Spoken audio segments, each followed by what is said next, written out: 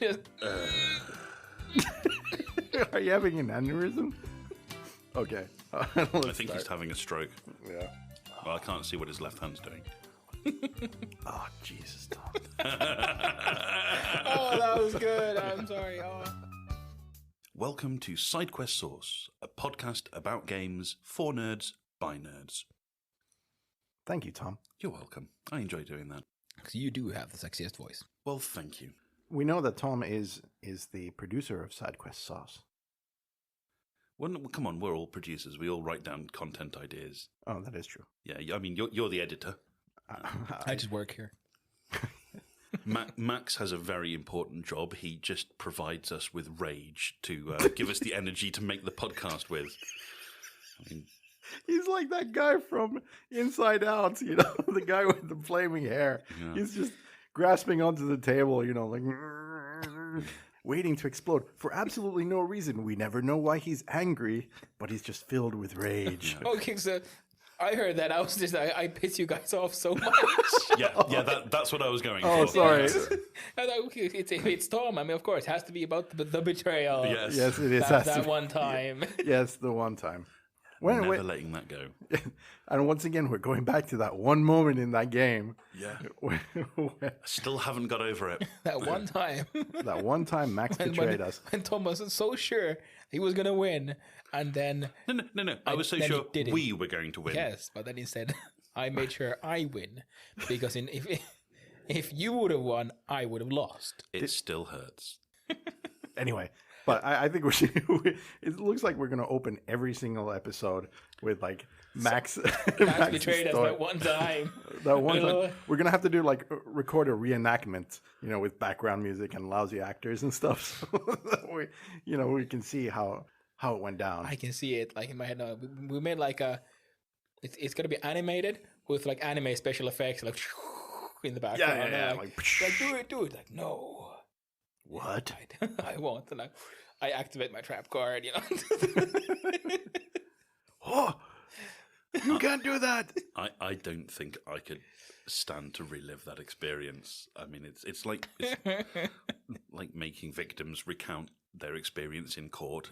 It's too painful and traumatic. But you're the one who keeps bringing it up. You're the only one who still cares. You're only angry that it wasn't you doing the betraying.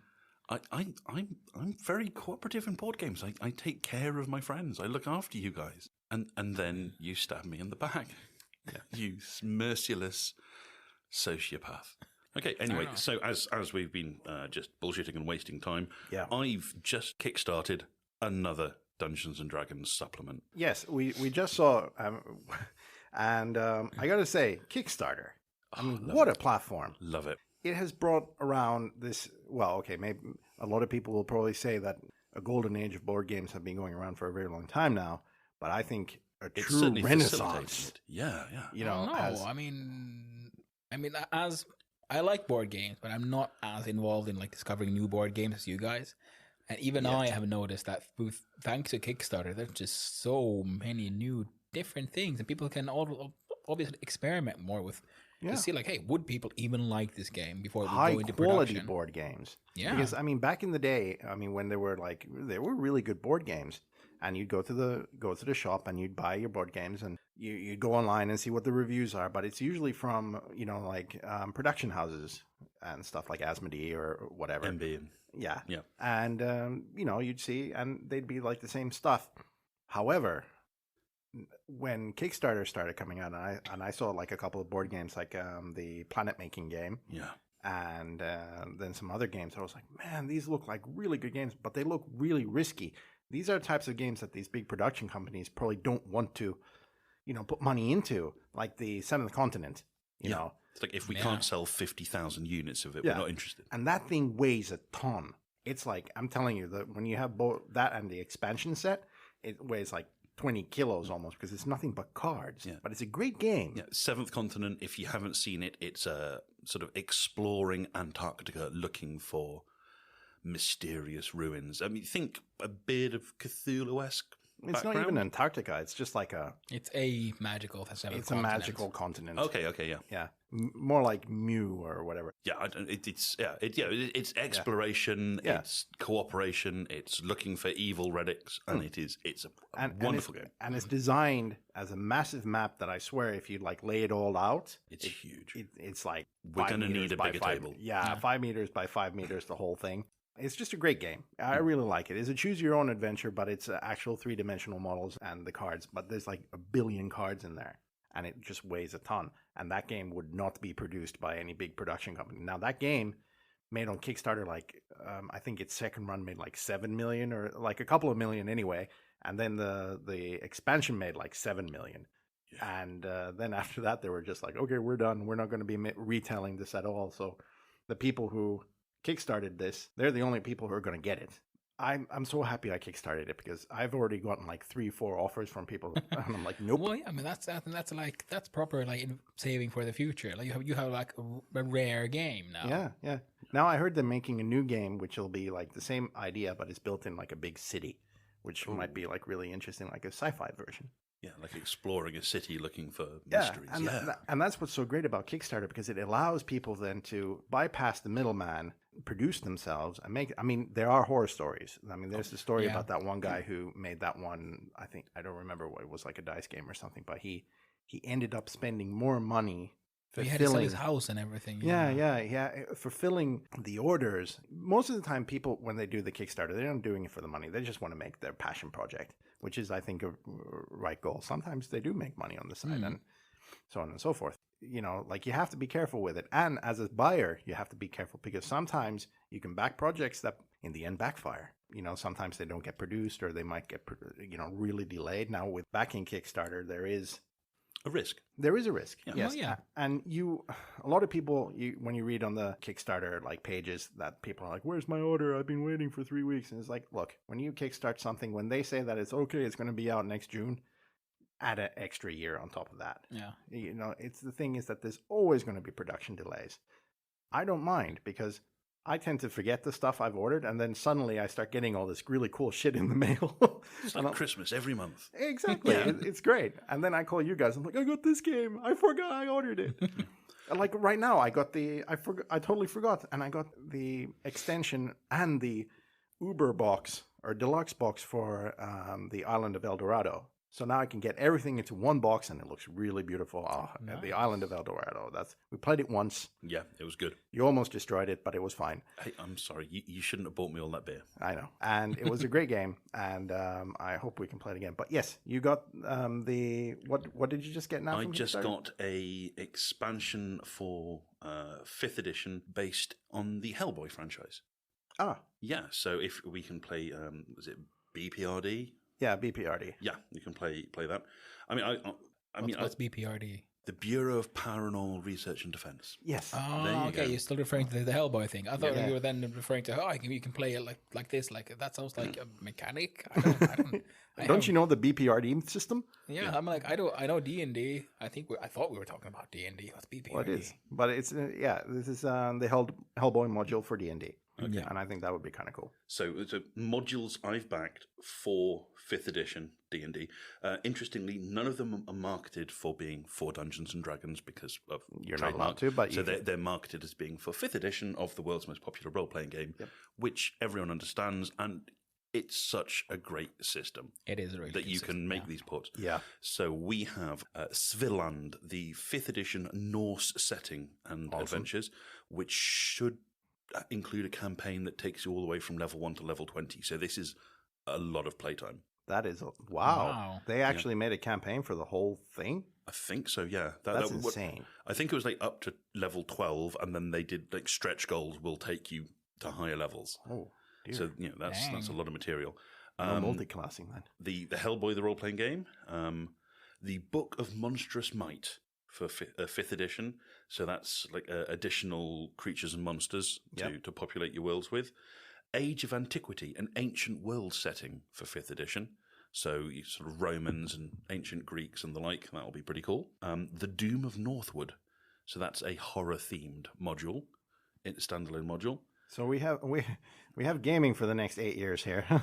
Excellent. Well, I always wanted to make a necromancer, so no. Yeah, that's true. I've booked Charlie Foxtrot, which is for the Battle Lords roleplay system. So that's a set of campaign missions for that. Cool. I haven't tried that game yet. Yeah, we're gonna. It's gonna be a blast. We're gonna do it. Heroic challenges, role playing cards for players and GMs. The idea, this was a really nice idea, that you have these little sort of in-game mini tasks, like defeat an enemy using persuasion rather than combat, or use a spell that does sort of this, and you get a little boost. So it's just things to liven up the play, and I really like the idea of that. The Griffin's Saddlebag, more magic items for 5th edition. Yeah, I think that's it. But I actually got one as well. Oh, you got the sci-fi one, didn't you? Yeah. I got Ultramodern 5, a 5e universal sci-fi source book. And essentially, it's more universal kind of like sci-fi concepts that you can then create your own world with. He's made like his own world and stuff, but I really like the concept that he has like rules for mechs and stuff in 5e. So I've been working on something that we can play. But then, of course, you have Battle Lords that has the whole thing. Yeah. But I think that, might as well. It'll be fun, yeah. It'll be fun. Yeah. But, like what are the other board games that you have? Oh God, there's no need to go through the entire list. Okay, the ones I'm looking really forward to, Perseverance: The Castaway Chronicles. That is a sort of survival dinosaur game. That looks really interesting. That should be coming out soon, and that was made by the same guys that did Tricarion, wasn't it? Yes, that's that looked cool. That has lots of really nice minis and stuff. Love Tricarion, so really nice, good, high quality production game. Terraforming Mars, the big box. Well, I think we talked about that. We talked a bit, but it's basically just, it's not the game. It's just all the stuff. The tech. Yeah. It's a tech enhanced board game. Yeah, it has all the models, everything. All the add-ons. Yeah. All the add-ons, everything. It's just going to be... all the bells and whistles. Yeah, it's going to be awesome. Oh, I forgot Rise of the Ice Dragon trilogy for 5th edition. Sorry, I missed another. We're back to that. Oh. I've backed a few Tiny Epic games from Gameland Games. I love their stuff. They make great stuff. So I've backed Tiny Epic. They just came out with a new version of Tiny Epic Galaxies called Blastoff. Ultra Tiny. Oh, sorry. No, I'm getting Ultra Tiny Epic Galaxies. I've booked Tiny Epic Pirates, which looks an absolute blast. And last week I got my Tiny Epic Dinosaurs, where you build a dinosaur theme park, which I'm sure will go exactly as well as you'd expect it to. Wait, you got that? Yeah, it arrived a couple of weeks ago. I haven't opened it yet because I've promised to open it with my son. Okay. But we're going to have to book another cabin play that. Yeah, cabin session. But yeah, what else? I've bought a spaceship game called D6 Armada, Deep Space D6. Yeah, Unsettled, which is another colonizing planet game. So yeah, these should be arriving within the next sort of over the next 24-month period. So we're going to have this supply of new games to play all the time. Yeah. And I'm going to forget about them, and they're going to arrive, and it's going to be like Christmas. It'll be a wonderful surprise, and be like, "Hey guys, new game coming."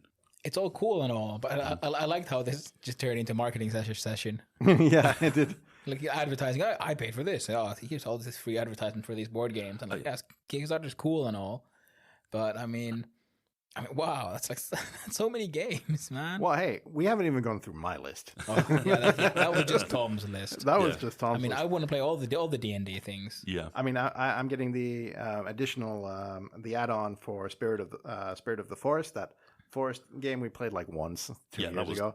Really beautiful game though. It was nice.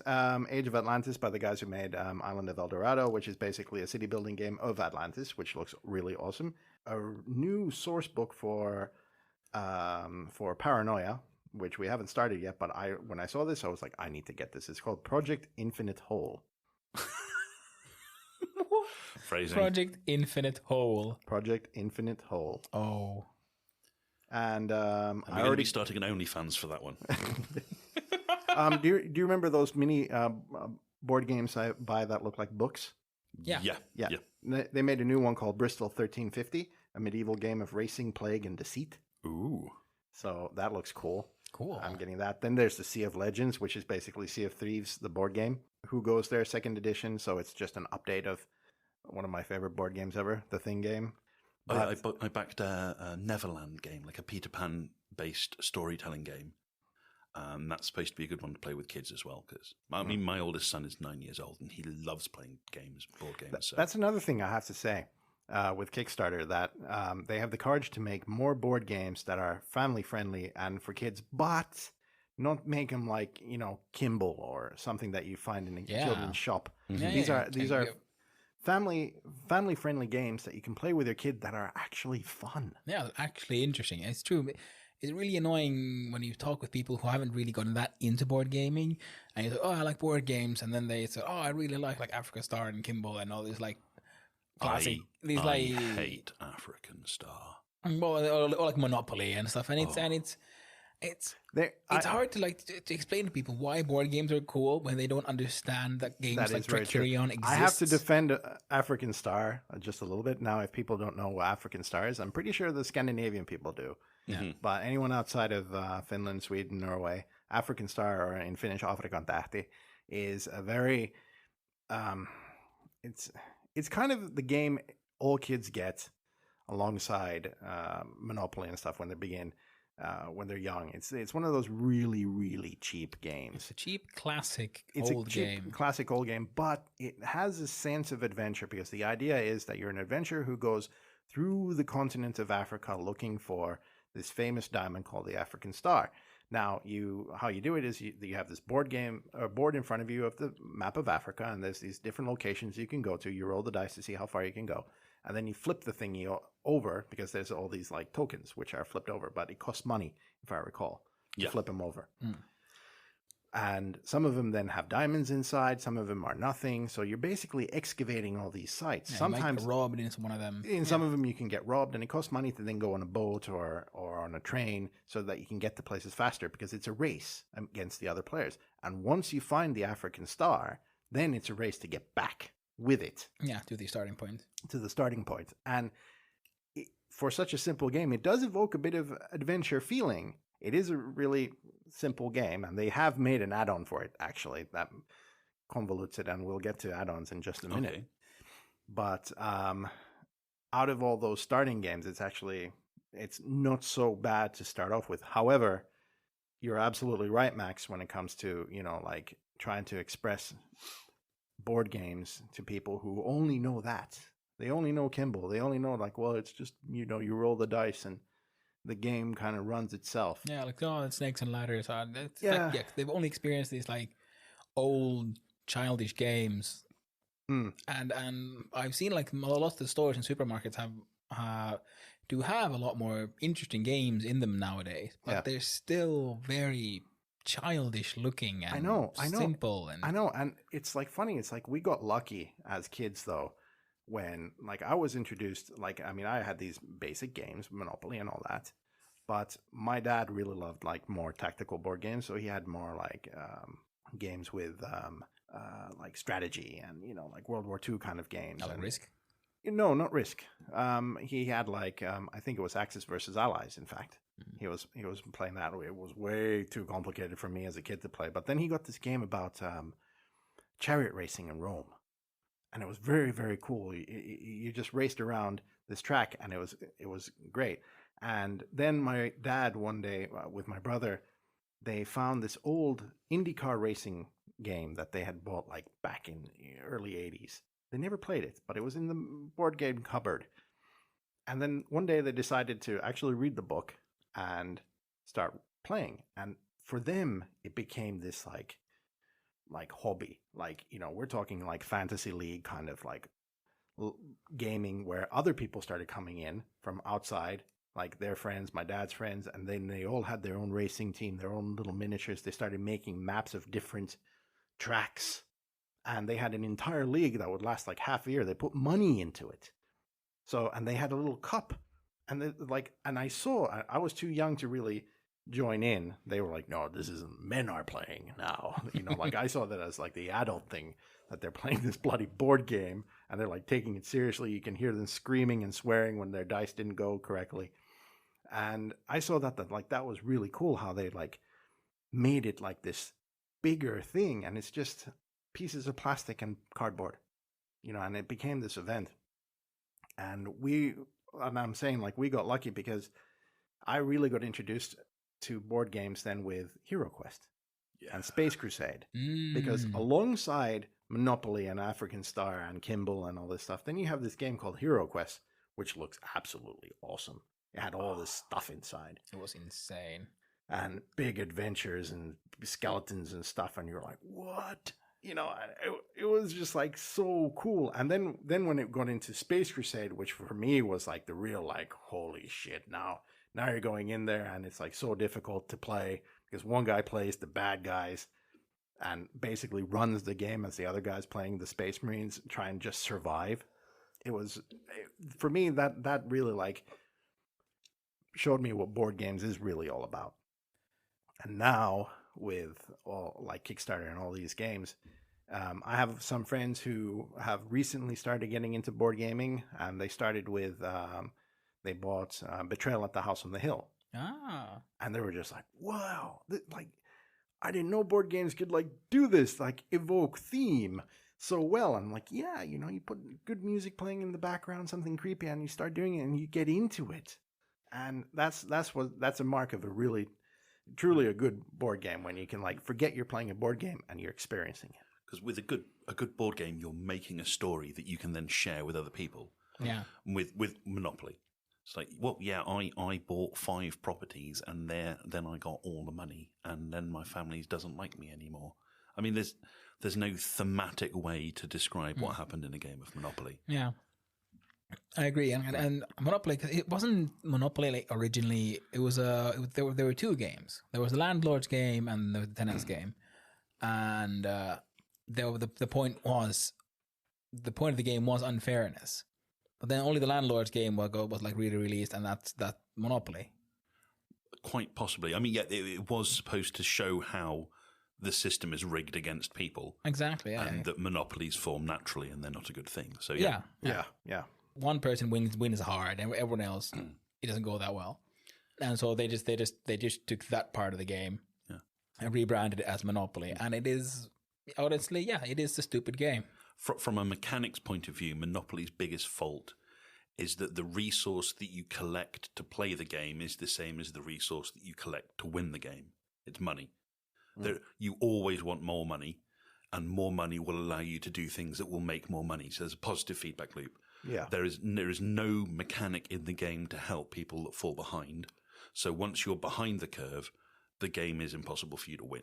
Yeah. And once you're ahead in the curve, the game becomes easier and you become more likely to win. And that's what stops it being a good game. Well, yeah, exactly. Because once people, you know, start generating money, once you have the engine built and you start generating money, then it's just a battle of attrition at that point, because then all you do is you just sit back and you just start collecting the money.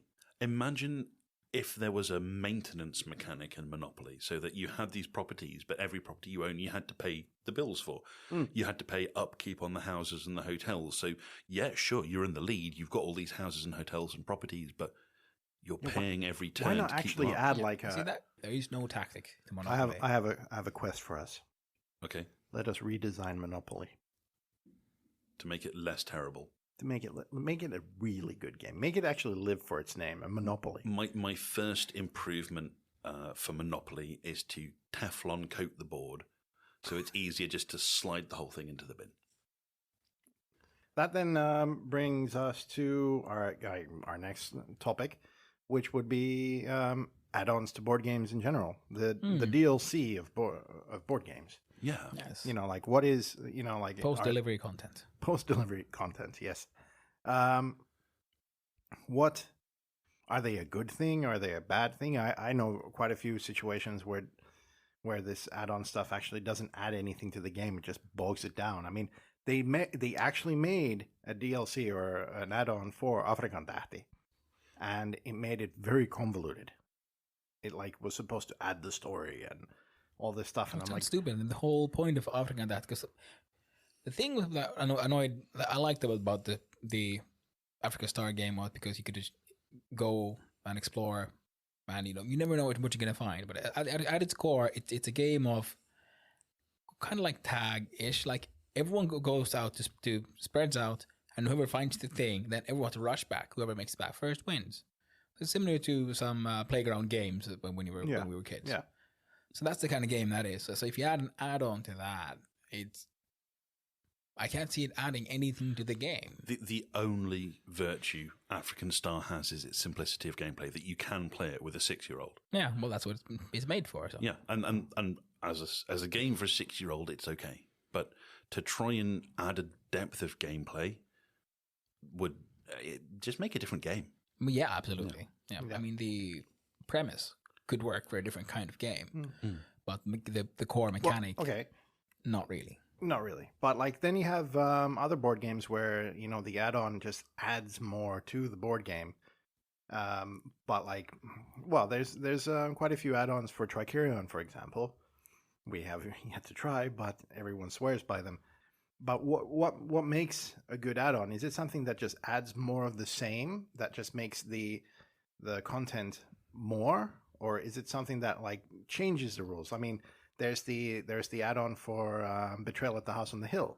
It doesn't change the game at all. It adds an extra level, but it's exactly the same game. There's just more stuff happening now. Or like Cards Against Humanity. Or it's just more of the same, which is good because we want just more of the same. It is what the game's all about. Excellent. And some things, I don't know, do you have really experience about add-ons? I'm going to talk Catan. I love Catan. Settlers of Catan is one of my favorite games. Super simple mechanics, really flexible gameplay. It's a really good gateway game. There are a lot of add-ons for them. For example, the Seafarers of Catan means instead of being on one big island, you're spread on lots of smaller islands and you can build boat routes between them. Okay. And it doesn't fundamentally change the way you play the game. It just adds a few more options. And I really like that one. You compare that to Cities and Knights of Catan, which at its core, it's the same game, but it adds so many extra levels and so many different things to keep track of. It fundamentally changes the way you play the game.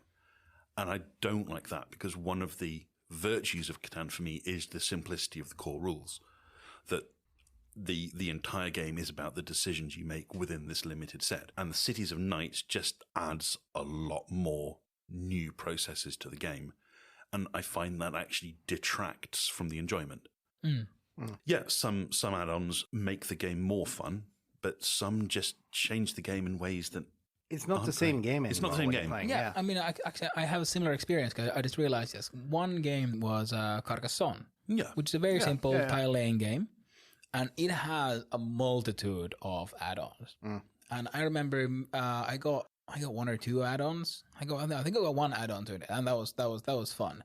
But then a friend of mine then got a bit crazy with the add-ons, got all kinds of add-ons extra to it, and then the game was just, it wasn't Carcassonne anymore. It was just all these weird extra things. Oh, now you have to get like the tallest tower and things. I'm like, no, but I just need to build the biggest wall, right?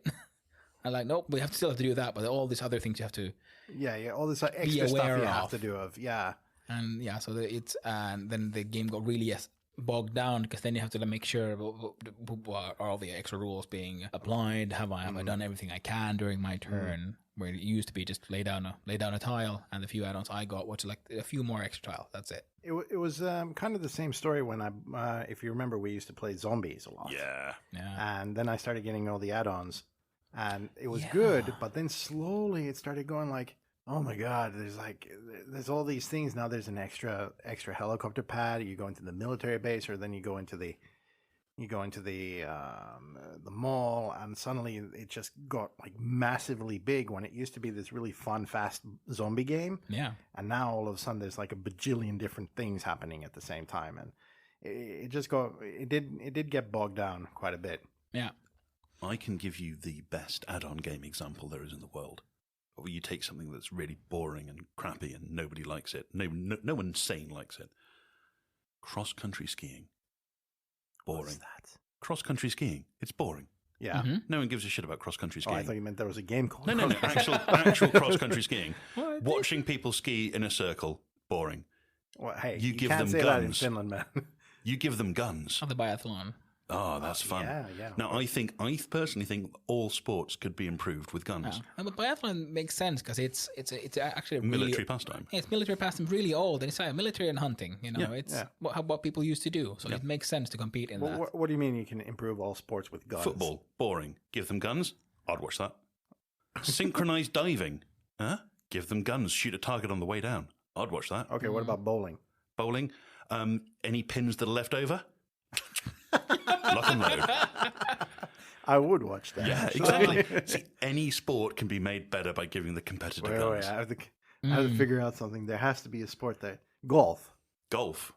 Well, that's like skeet shooting. Yeah. Yeah, I mean, you tee off, and the other people get to shoot at the ball. Yeah, yeah, exactly. That's perfect. Everyone's trying to shoot your ball off, and Oh, that's amazing. that's PvP golf, man. Wow. See, Wow. yeah, it works. Guns. Okay. In fact, the only sport that can't be improved by giving the competitors guns is shooting. We've fixed sport. Yeah, and then suddenly we're going to be bogged down by emails from the NRA. It's like, we like your show. I like your ideas. That's if the NRA still exists in 6 months. Yeah. They're I currently hope being not. sued out of life. Well, yeah, but guns are bad still. Yeah, we're talking, these are still games. These are still games, yes, Yeah. by professionals. Guns are guns. They're tools. But they should be. Not everyone has access to all tools for a reason. That is true. I bought a chainsaw.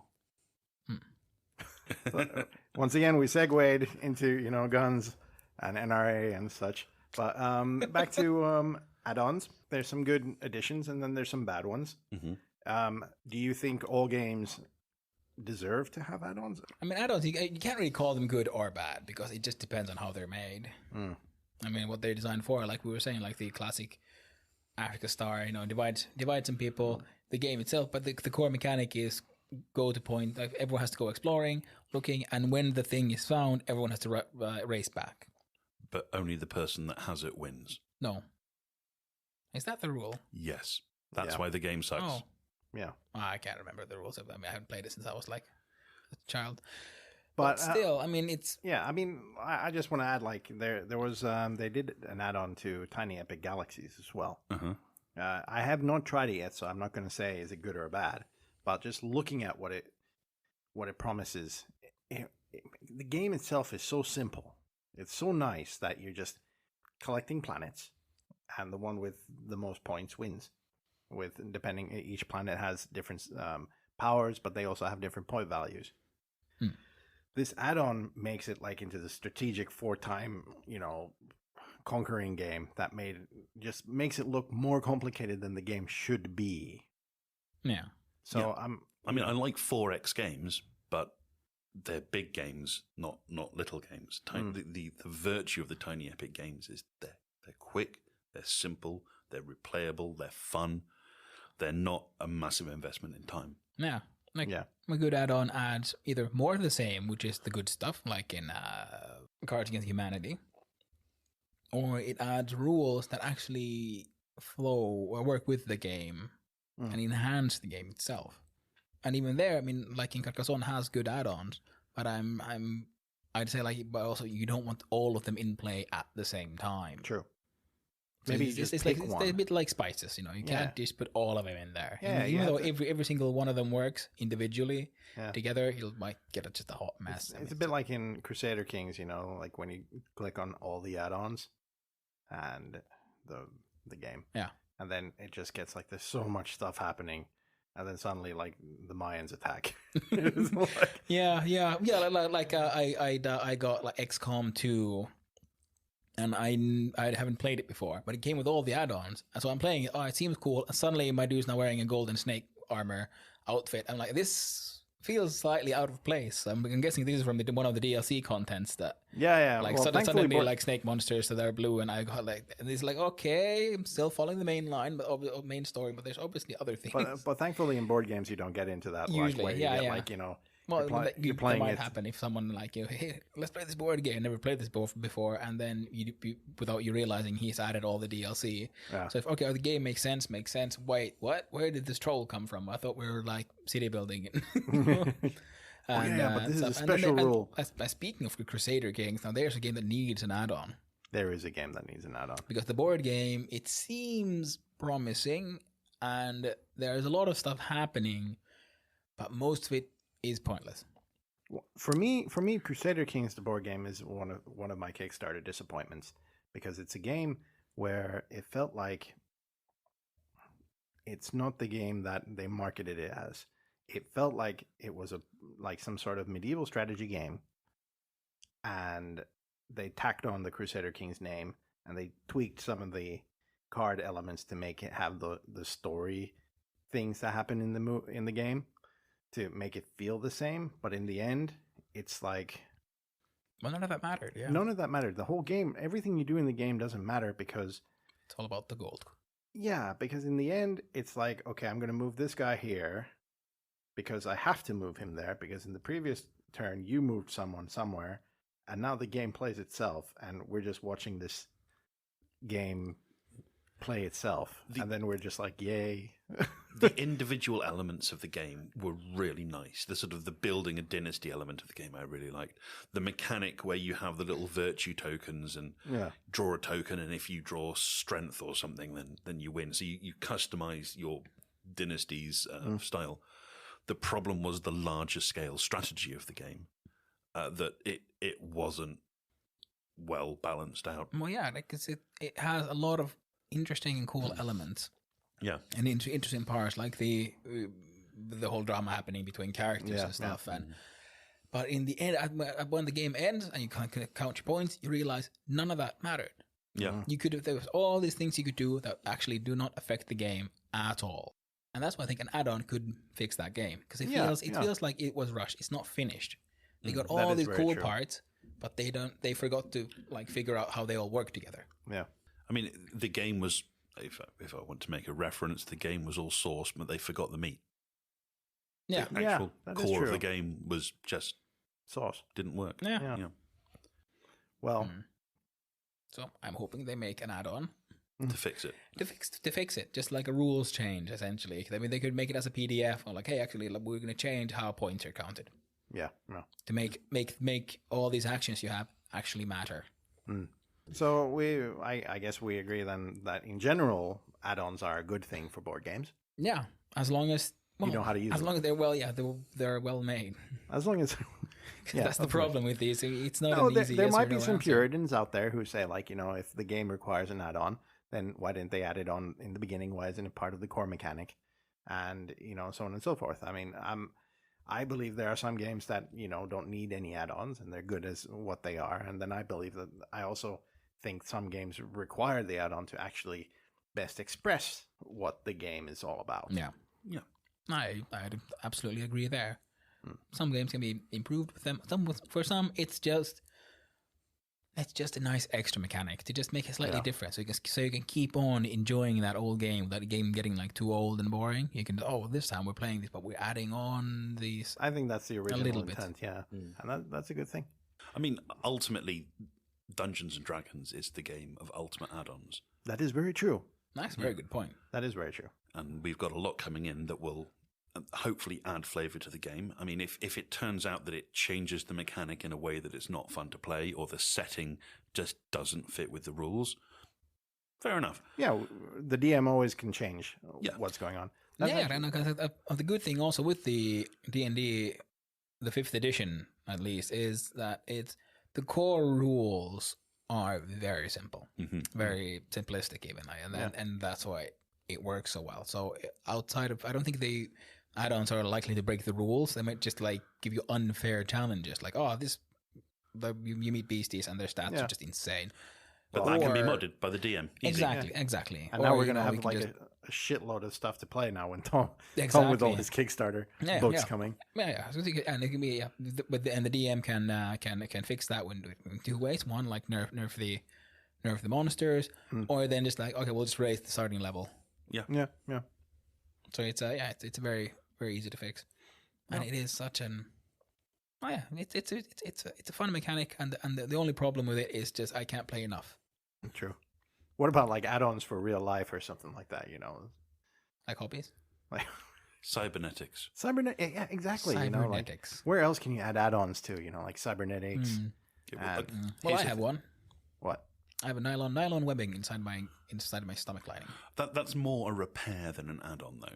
Well, my left eye is almost useless. I mean, it's so badly focused, and glasses can't fix it. If they came along and said, "Do you want a cybernetic eye?" I'd be like, "Yeah." I have literally nothing to lose. Filling. Can can you make it see something other than the visual spectrum? Give me like infravision. Yeah. X-ray vision. All right. That doesn't let you see like naked ladies. That's not how it works in real life, Steffi. Yeah, but depends on how. I mean, you might get excited about that if you get excited about skeletons.